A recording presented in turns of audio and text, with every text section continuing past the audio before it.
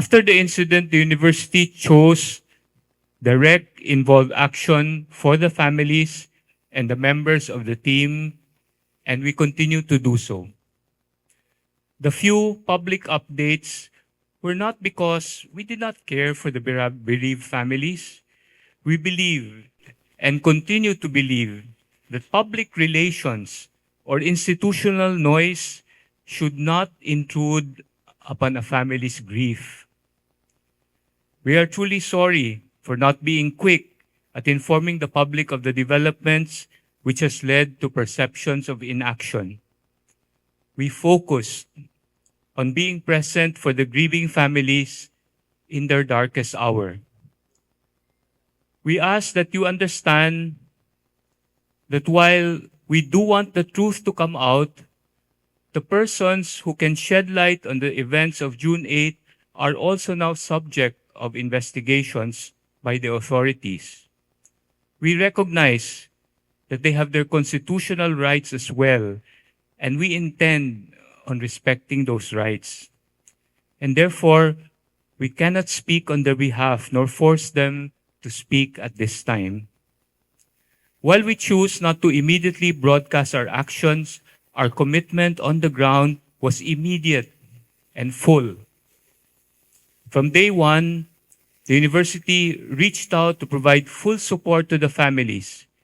We offered to shoulder all travel costs of Rene's family from Agusan to Manila so that they could be with him. While they choose to accept the kind and generous offer of the Agusan del Sur governor, our hand remained extended. We also are very thankful to Ateneo de Davao University and their president, Father Carol San Juan, with whom we have been in close coordination and since June 8 for their full support and assistance to Bobet's family throughout this time.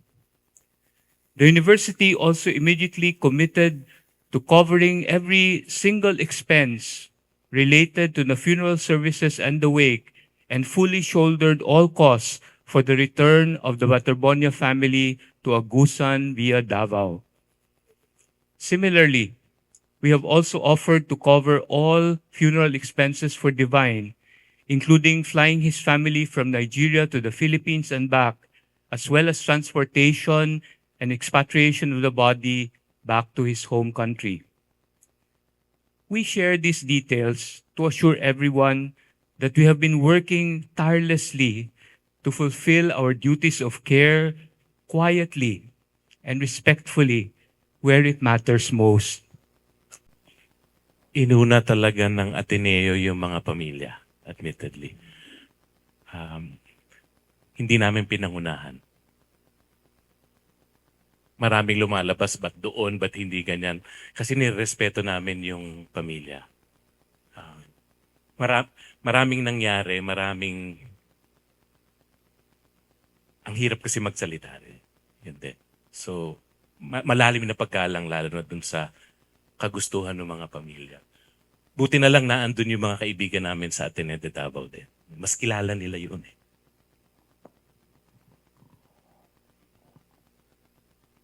Sabihin ko lang na pagdating ni Mrs. Baterbonia, nandun ako.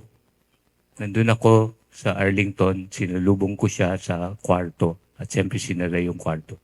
Hindi ko na ikikwento kung ano nangyari sa kwarto. Pero nandun ako mismo personally. At nandun ako bilang nakikiramay, nakikinig, trying to accompany.